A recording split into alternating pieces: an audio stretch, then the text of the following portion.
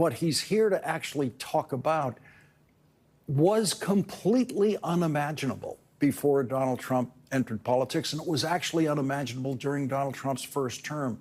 It was not anything close to this level of cruelty in the first term. Yeah.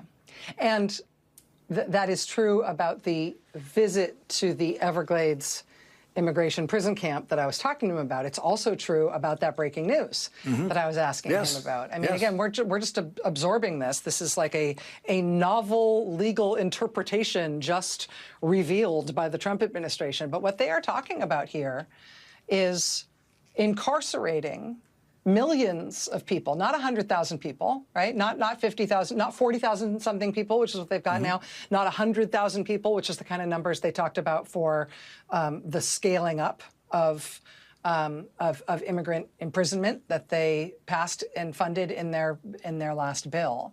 What they're talking about, what this interpretation means is instant incarceration, rounding up an incarceration of millions of people who are living peaceably in this country right now without process, purely on the executive branch's say-so, like not letting people go to prison, not letting people go to court to adjudicate this sort of thing, and not getting a say before, not getting their say before a judge.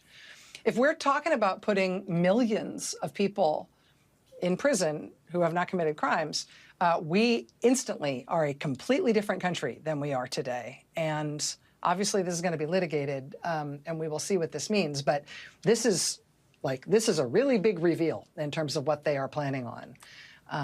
Yeah, Maxwell Frost got it instantly, understood the origins of something like this and the radicalism of what they're doing all at once. And it's no longer a curiosity that he's the youngest person elected to Congress.